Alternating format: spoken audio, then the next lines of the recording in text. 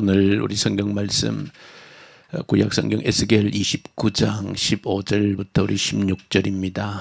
구약 성경 에스겔 우리 15절부터 16절입니다. 같이 보십시다. 나라 가운데에 지극히 미약한 나라가 되어 다시는 나라들 위에 스스로 높이지 못하리니 내가 그들을 감하여 다시는 나라들을 다스리지 못하게 할 것임이라. 그들이 다시는 이스라엘 족속의 의지가 되지 못할 것이요 이스라엘 족속은 돌이켜 그들을 바라보지 아니하므로 그 죄악이 기억되지 아니하리니 내가 여호와인 줄을 그들이 알리라 하셨다 하라. 아멘. 오늘 우리 계시록 에스겔 성경 우리 29장에 있는 말씀은 애굽, 지금 이집트에 대한 심판을 기록하고 있습니다. 성경 말씀,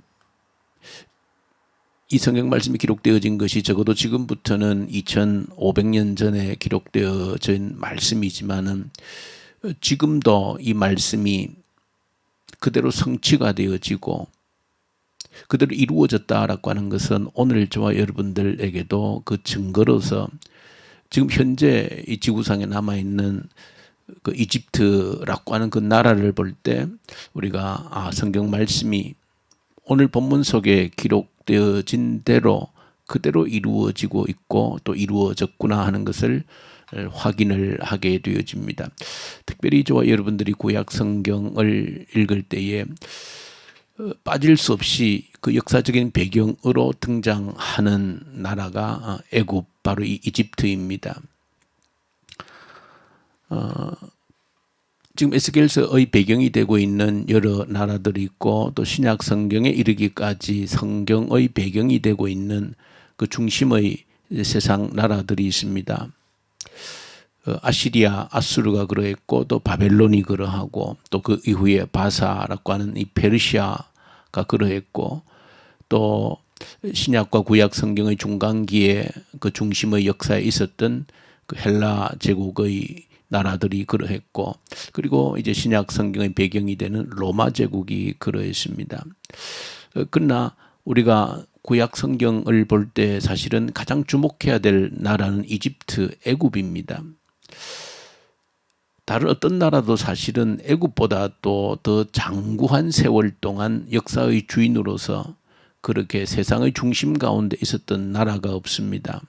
실제적으로 보면 우리가 바벨론이라고 하지만은 그 새롭게 신흥 그 바벨론 제국은 사실은 거의 최대한 느려도 90년, 100년을 넘지를 못합니다. 단기간에 세워졌다가 멸망했던 그런 나라입니다. 하나님께서 계획하셔서 세우셨고 또 하나님의 때에 사라졌다라고 하는 것을 보여주는 나라가 이 바벨론입니다. 그 이후에 헬라 제국도 마찬가지, 페르시아 제국도 마찬가지입니다. 단명을 합니다. 오래가지를 못합니다. 세상의 역사의 주인인 것처럼 나타났지만은 소리도 없이 사라졌던 그런 제국들입니다. 로마 역시도 그렇게 오래간 제국은 사실은 아닙니다. 분열되고 다 해체되고 새롭게 변형이 되어졌지 로마 제국 자체가 그렇게 오래 가지를 못했습니다. 거기에 비해서 이 이집트 제국은 사실은 성경에 나타나 있는 그 흔적만 보더라도 약 1500년간을 유지했던 그런 제국이고 이 세상 역사의 중심에 자리 잡았던 그런 나라입니다. 그래서 이런 흐름을 조금 아셔야만이 이 성경의 인물들, 특별히 또 하나님의 백성이라고 하는 이스라엘이 끊임없이 애굽으로 기울여졌던 그 이유도 우리가 어느 정도 이해를 하게 되어지는 겁니다. 그 당시의 현실적인 이유로서 이스라엘 백성들이 또 이스라엘 나라가 애굽에 기울어질 수밖에 없었던, 애굽을 의지할 수밖에 없었던 그 현실적인 이유들을 여러분들이 이런 현실적인 당시의 어떤 정치적인 현실 속에서 이해의 폭을 좀 가져야 된다는 것이지요. 그러니까 성경에는 사실은 이집트가 등장하고 어떤 강대한 나라로서 그 배경이 되어지는 것은 이미 아브라함 때부터입니다. 아브라함도 애굽으로 피난을 내려갔고 그 이후에 이제 아브라함의 그 자손들을 통하여 이삭과 야곱과 요셉을 통해서 그 애굽에 내려가는, 요셉을 통해서 애굽에 가서 또 그 고난 속에서 요셉이 애굽에서 총리가 되어지는 그까지, 그리고 한 400년을 애굽의 품속에서 한 거대한 나라로 성장하기까지, 자, 이런 모든 과정 속에서 볼 때 이미 아브라함 때부터 이집트는 당시 세상의 중심 제국으로서의 그 영향력을 행사하고 있었습니다. 아브라함 때가 바로 예수님 태어나시기 전 적어도 2000년 전이고, 지금 이제 이 에스겔서를 중심으로 펼쳐진 당시 국제 정세가 신흥 바벨론이 일어나고, 바벨론과 이제 남쪽의 이집트하고 전쟁이 일어나고, 그 결정적인 전쟁이 갈그미스라고 하는 전투인데 그것이 BC 609년입니다. 이 전쟁을 기점으로 해서 이집트는 쇠약하게 되어지고 이제 역사의 무대에서 거의 사라지는, 그 존재가 사라지는 계기가 되어지는 겁니다. 그러니까 적어도 아브라함 때부터 BC 2000년부터 이 갈그미스 전투가 벌어졌던 BC 609년까지 그 약 1500년 정도를 이 세상 역사의 중심 무대에 있었던 나라가 바로 이집트입니다. 그러니까 이스라엘이라고 하는 이 팔레스타인의 조그마한 이 나라가 볼 때에 이집트라고 하는 것은 그 1500년 동안 그야말로 사라지지 않는 제국으로 버티고 있었던 나라가 이집트인 것이지요. 그러니까 그 인간적인 눈으로 볼 때, 그 세상 정치의 흐름을 볼 때 이스라엘 백성들이 애굽에 눈을 뗄 수가 없는 것입니다. 그래서 하나님께서 이스라엘 백성들에게 심판을 예고하시면서 바벨론을 통해서 너희들을 심판하겠다, 그렇게 하신 것이지요.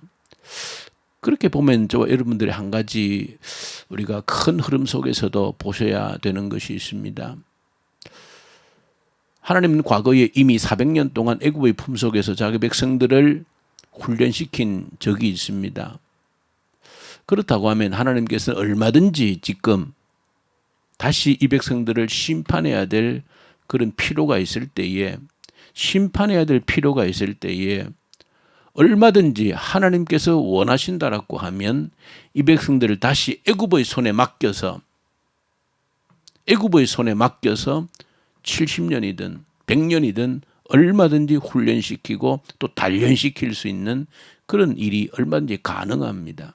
그런데 하나님께서 애굽을 통해서 이번에는 자기 백성들을 훈련하고 연단하는, 심판하는 일을 맡기지 않았다는 것입니다. 이번에는 누구를, 바벨론을 들어서 있지도 않은 나라 바벨론이라고 하는 나라를 새롭게 세워서 자기 백성을 심판하는 도구로 사용하시겠다는 것입니다. 이 모든 그 역사의 흘러가는 과정들을 저와 여러분들이 살펴보면 하나님께서 역사의 주인이심을 드러내시기 위해서 어떤 일을 하고 있는가라고 하는 것을 너무나도 분명하게 보여주고 있는 겁니다. 오늘 본문에서 애굽에 대한 심판인데 3절과 9절에 보시면 직접적으로 하나님께서 애굽을 심판하신 이유를 말씀을 하고 있습니다. 하나님께서 애굽을 이제는 참지 않으시고 그 1500년간에 이어져 오던 그 영광을 거두어 버리겠다라고 하는, 사라지게 하겠다라고 하는 단호한 그 이유 중에 한 가지가 이 3절과 9절에 기록이 되어져 있습니다.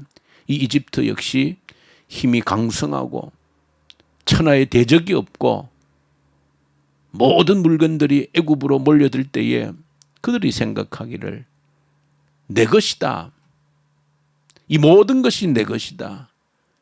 이 모든 것을 내가 만들었다. 그렇게 외치고 있는 겁니다. 오직 하나님만이 하실 수 있는 말을 애굽이 지금 그렇게 외쳤다는 것입니다. 이 모든 것은 내 것이고 내가 만들었다라고 하는 것입니다. 하나님께서 이집트를 더 이상 이제 두지 못하시는, 심판하지 않을 수 없는 이유를 설명하고 있는 겁니다. 그러면서 15절을 보시면 이제 너희는 더 이상 이제 역사의 무대에서 사라질 거라는 겁니다. 더 이상 이제 너희들이 이 세상 역사에 명함을 내밀지 못할 것이라는 겁니다. 미미한 나라, 완전히 사라지진 않지만 있는 듯 없는 듯 세상에 아무런 영향을 미치지 못하는 그런 나라로 존속하게 될 것이라고 하는 이 에스겔을 통한 이 예언을 주고 있는데, 실제 오늘까지 저 아프리카 북부에 이집트가 존재하고 있지만은 이 에스겔서의 예언대로 이후에 이 이집트는 단 한 번도 역사의 중심 무대에 서본 적이 없습니다. 지금까지 변두리에서 아무런 국제적인 영향력을 행사하지 못하는 그런 나라로 있다는 것을 볼 때에 하나님께서 말씀하신 이 말씀이 정확하게 그대로 성취가 되고 이루어졌다라고 하는 것을 보여줍니다. 그러면서 오늘 이스라엘 백성들에게 16절에 말씀합니다. 너희들이 그토록 의지했던 그 이집트가 어떻게 되는지를 눈으로 보라는 것입니다. 너희들이 더 이상은 의지할 수 없는 그런 나라가 되는 것을 볼 때에 너희들은 내가 주 여호와 하나님인 것을 알게 될 것이다. 그렇게 말하고 있는 것이죠. 여러분들이 이런 역사의 현장에서 교훈하시는 하나님을 저와 여러분들이 이 새벽에 눈을 뜨고 볼 수 있기를 간절히 소망합니다. 우리가 의지하는 그 어떤 것들도, 우리가 영원한 것처럼 붙들고 있는 그 어떤 것도 하나님은 끝내 결코 그것이 너가 의지할 수 있는 것이 아니라고 하는 것을 너희 눈으로 보면 1500년 동안 지속되어져 온 이 세상의 중심 제국이므로 결코 망할 것 같지 않은, 결코 사라질 것 같지 않은, 영원할 것 같은 그것을 하나님은 반드시 패하심으로써 그것이 너희들이 의지할 것이 아닌 것을, 너희들이 붙들고 살 것이 아닌 것을 내가 너희들 눈앞에서 밝히 보여주겠다라고 하는 그 명확한 선언을 이 애굽을 통하여서 우리에게 말씀해 주고 있습니다. 오늘 저와 여러분들에게 이 애굽을 통한 말씀을 통해서 무엇을 말씀합니까? 너희들이 손에 붙들고 있는 것, 영원할 것처럼 이것만 붙들고 있으면 될 것처럼 생각하는 그것 아니라고 하는 것을, 너가 붙들고 갈 수 있는 것이 아니라고 하는 것을 내가 반드시 깨달아 알게 하겠다라고 하는 그 하나님의 선언을 저와 여러분들이, 그 경고를 이 새벽에 저와 여러분들이 받으셔야 될 줄로 믿습니다. 주님만을 의지한다는 것이, 하나님만을 의지한다는 것이, 하나님만이 역사의 주인이라는 것을 정확하게 고백한다는 것이 무엇인지를 내가 오늘 하루도 살아가면서, 숨쉬고 하루를 살아가면서 하나님께서 이런 계속되는 에스겔의 말씀을 통해서 내가 주 여호와 하나님인 것을 너희로 하여금 반드시 깨달아 알게 하겠다라고 하는 이 끊임없는 반복 속에 하나님이 도대체 무엇을 내게 말씀하고 요구하시는지, 끊임없이 이 에스겔 말씀을 저 여러분들이 새벽에 대할 때마다 내가 여호와 하나님인 것을 반드시 알게 하겠다라고 하는 이 하나님의 단호한 의지는 도대체 나에게, 내 삶 속에서 도대체 하나님이 무엇을 원하시는가, 어떻게 살기를 원하시는가, 어떤 고백 속에 내 하루하루 순간순간을 살기를 원하시는가, 깊이 묵상할 수 있는 저와 여러분들 되기 원합니다. 어떤 것들도 영원하지 않다는 것을, 너희들이 의지할 만한 것이 되지 못한다는 것을 반드시 깨닫게 하고야 말겠다는 그 하나님의 의지. 그럴 때 저와 여러분들이 우리의 마음속에 적어도 하나님이 허락하지 아니하시면 내 생명의 1분 1초가 유지되지 않는다는 것을, 오직 하나님의 은혜로 숨쉬고 있다는 것을 고백하고 살아가기 원하는 그런 하나님의 깊은 뜻을 이 새벽에도 다시 한 번 더 새길 수 있기를 간절히 소망합니다. 우리 주님 아버지 감사합니다. 끊임없이 강조하시는 하나님의 마음이 우리의 가슴에 와 닿게 하여 주시옵소서. 우리 주 예수님 이름으로 기도 올려드립니다. 아멘. 하늘에 계신 우리 아버지, 아버지의 이름을 거룩하게 하시며 아버지의 나라가 오게 하시며 아버지의 뜻이 하늘에서와 같이 땅에서도 이루어지게 하소서. 오늘 우리에게 일용할 양식을 주시고 우리가 우리에게 잘못한 사람을 용서하여 준 것 같이 우리 죄를 용서하여 주시고 우리를 시험에 빠지지 않게 하시고 악에서 구하소서. 나라와 권능과 영광이 영원히 아버지의 것입니다. 아멘. 이 말씀 붙들고 간절히 우리 주님께 기도로 올려드리십시다. 얼마나 우리가 교만했으면 하나님께서 이처럼 끊임없이 반복하시는지, 하나님께서 주권자임을, 하나님의 은혜 없이 단 1분 1초도 살 수 없음을 철저히 고백하는 저희들 되게 해주십시오. 간절히 기도로 올려드리십시다. 이 나라를, 북한 땅을 간절히 올려드리십시다. 하나님의 나라 되게 해주십시오. 하나님을 두려워하는 자들이, 이 땅의 지도자들이 되게 하여 주십시오. 북한의 악한 정권이 소멸되게 하시옵소서. 복음의 계절이 속히 오게 하시옵소서. 이 코로나 앞에서 우리의 믿음을 견고히 세우는 기회가 되게 해 주시옵소서.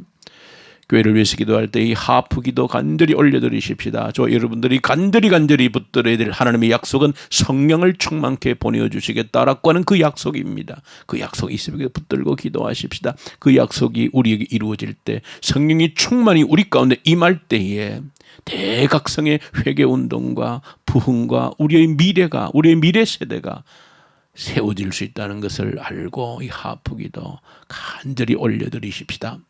우리 선교사님들, 동역하는 선교사님들에게 이 새벽에도 말씀과 성령으로 충만케 하여 주시옵소서 기도하고, 우리 환우들 주님께 간절히 올려드리십시다. 주의 능력이 모든 우리 병든 자들 위에 주의 손을 얹으셔서 이 시간도 이 새벽에도 치유의 능력이 나타나게 하여 주시옵소서 간절히 함께 기도로 올려드리십시다.